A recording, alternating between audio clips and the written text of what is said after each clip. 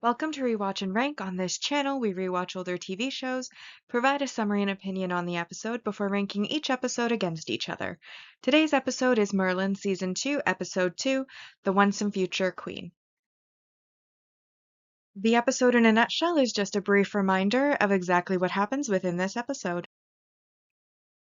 So we start the episode with King Odin sending the assassin Myror after Arthur, who has killed his son, and in his grief he wants him dead too.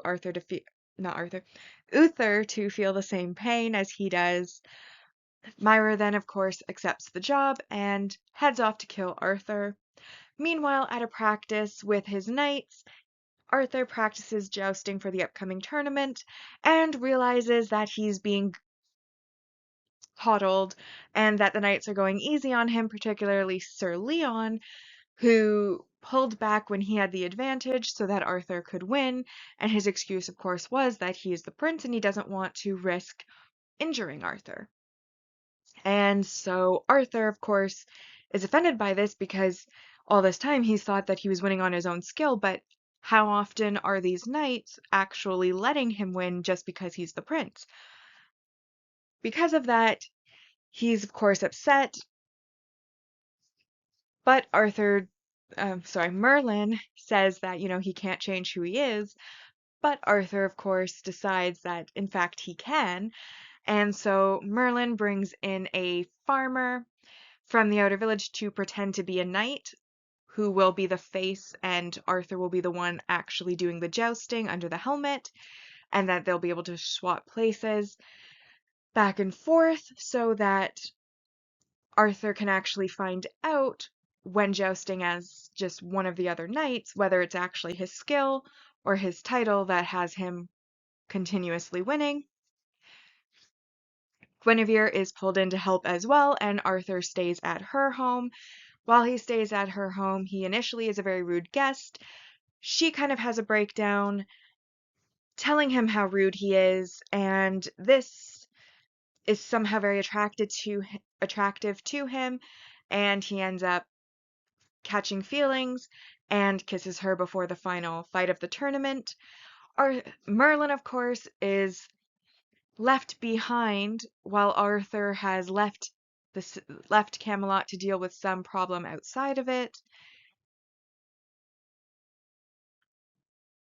However, obviously Arthur is still there, so Merlin's still helping him. But because everyone thinks Arthur is gone and he has nothing to do, Gaius, for instance, keeps giving him extra chores to keep him busy while Arthur's gone, which he, of course, isn't able to complete because Arthur is still there and he still has a lot to do. And so he has a bit of a breakdown as well, basically going at Gaius like, do you know how much I have to do? This is ridiculous. And Gaius apologizes, lets him off the hook.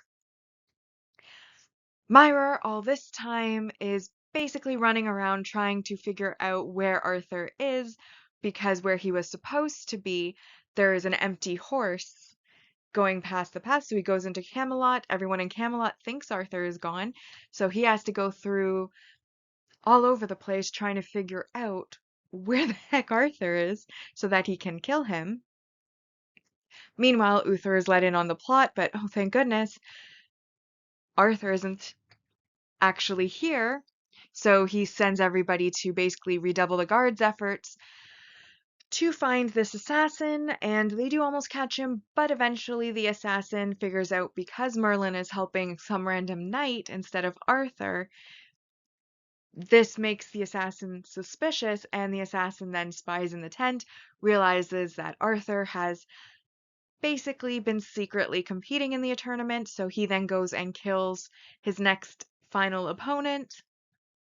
And then attaches to the end of the lance a metal fist, which can have like a little spike come out of it. And so they then joust. Arthur gets stabbed, but Arthur decides to continue despite the injury, and they joust one more time.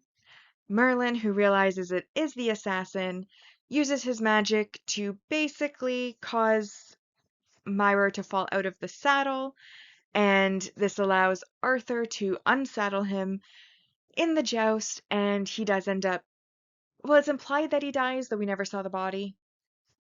Really, and then he of course goes to Gaius. Gaius is like, this is not the knight it's supposed to be. Who is this guy? And that is when Merlin has to come clean.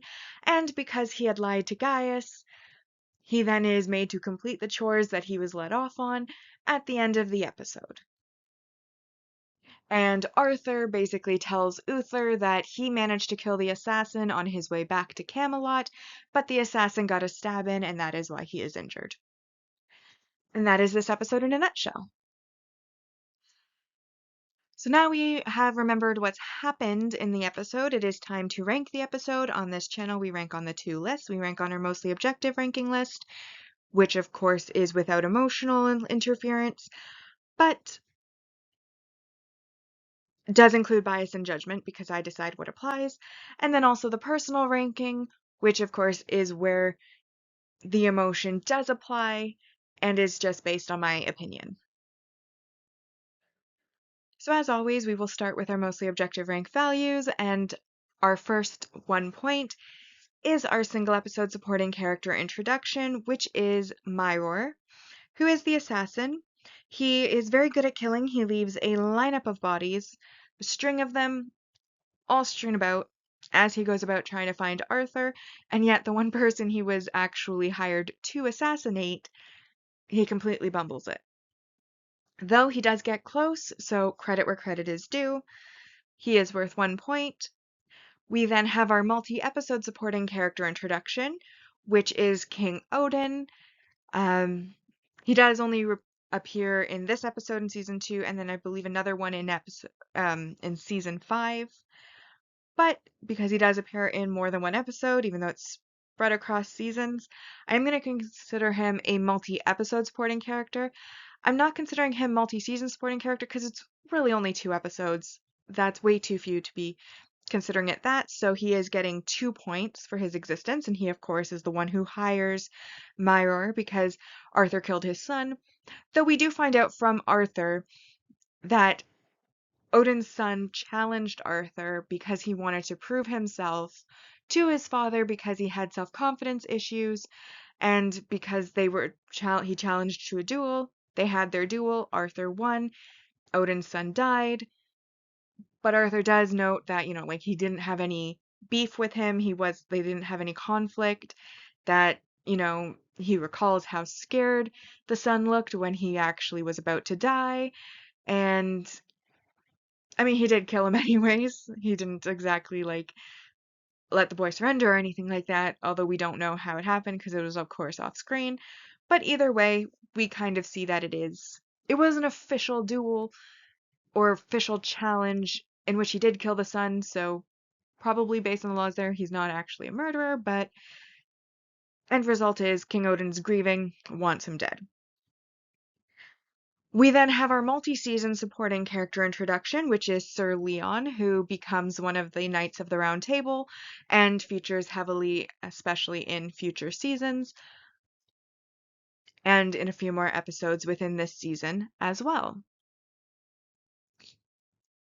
And that is worth 3 points.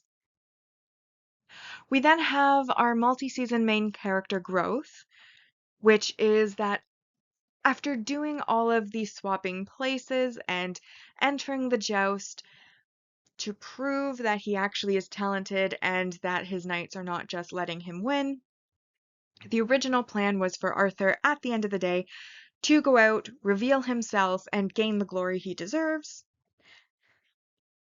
However, after the assassination attempt, after the dressing down by Guinevere, and learning the humbler side to life, Arthur, at the last minute, basically has the farmer that they found go out and accept the glory as the winner in his place and allow it to forever remain a secret that he was the one who actually won the tournament, basically learning how to be humble, and decides to give up the glory, which I think is character growth from the start of the episode or even past episodes when glory was very big as a motivator to Arthur. And then finally, our last 4 points is that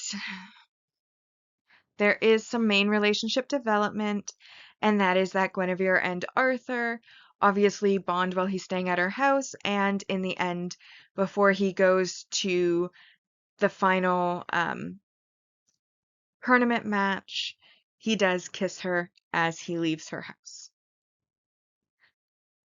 And with that, we have 14 points, and as the maximum score is 10, we have ranked this on our mostly objective ranking list as a 10 out of 10 episode. And so far, season 2 rankings so far on our mostly objective ranking. In first place, we have The Once and Future Queen, which is this episode, and then in second, we have The Curse of Cornelius Sagan. Now, as to my personal ranking, this is the first example we have in this season of exactly why I have two lists. So, first off, we'll start with the redeeming feature of this episode, which was, of course, the comedic moments. There's obviously Merlin's little breakdown to Gaius, which is actually really funny. There's when they bring in the farmer, at first he obviously looks like a farmer, and then they, dress him up, wash him down, teach him how to behave, and it's a little bit of a comedic montage.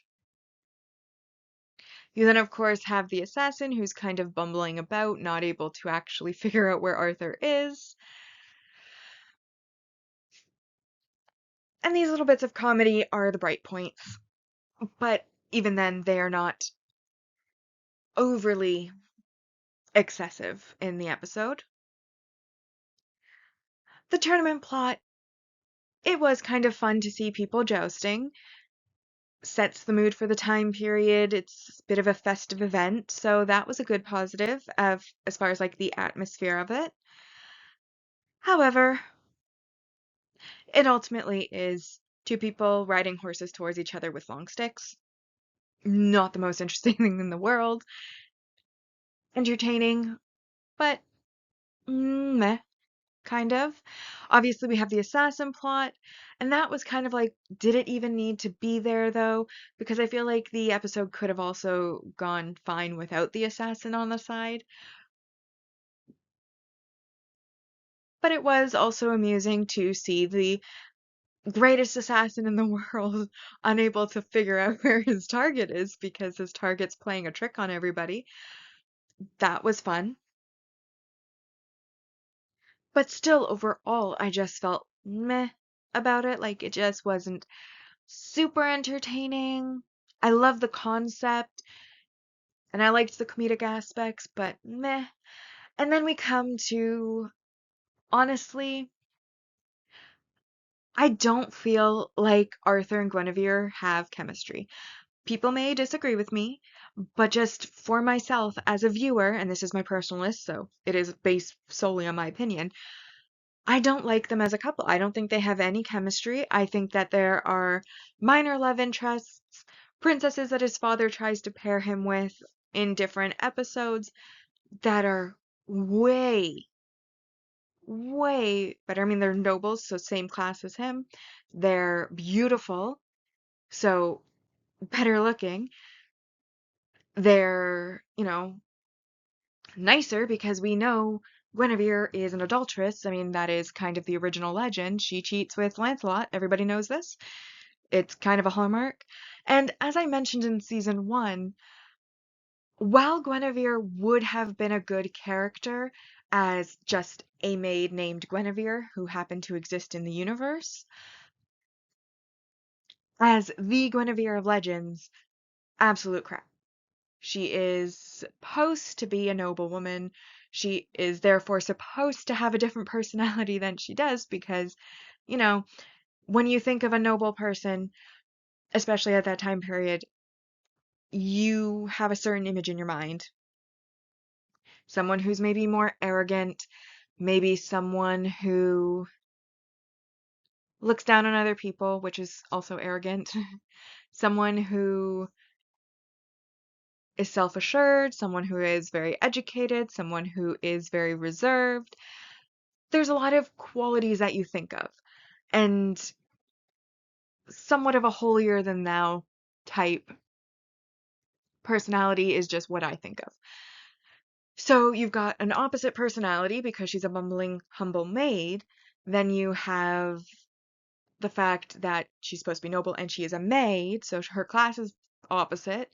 Then, of course, you have the appearance, should match Arthur, blonde hair, blue-eyed, clearly doesn't.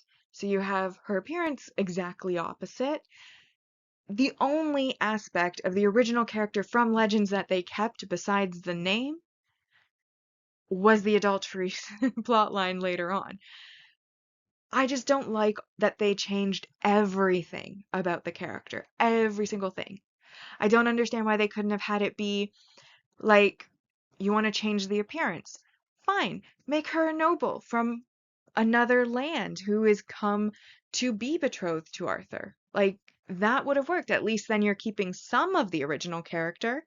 And the fact that they hadn't grown up together, the fact that they're arranged would then make the adultery make more sense because you don't usually cheat on people that you genuinely have feelings for. At least in my opinion, if you're willing to harm someone emotionally like that, there is no possibility that your feelings can be genuine. Even if you claim they are, if they were, you wouldn't do that to someone.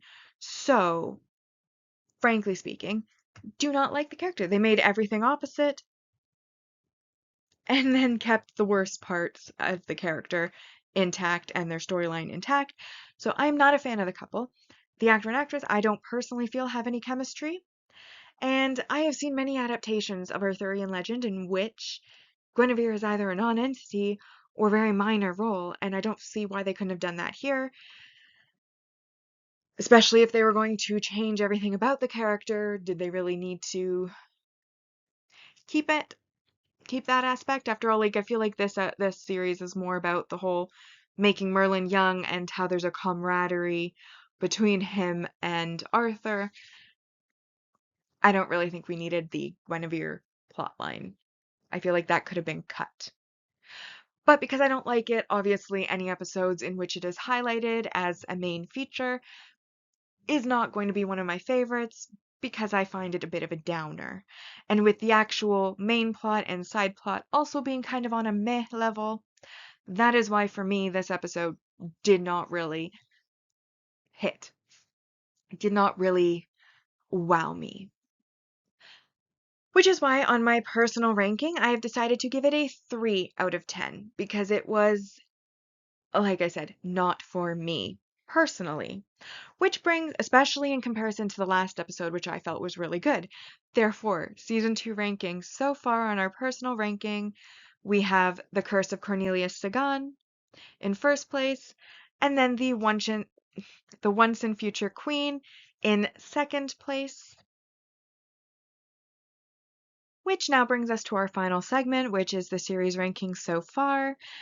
And on the mostly objective ranking, we have season 1 ending with 69.23% as its final score. And season 2 so far has a score of 17 out of a possible 120. Then on the personal side, we had season 1 ending with 66.92%. And season 2 so far is only at 11 out of 120. And with that, we've now rewatched and ranked Merlin Season 2, Episode 2, The Once and Future Queen. Like and subscribe if you'd like to, and I'll see you in the next episode.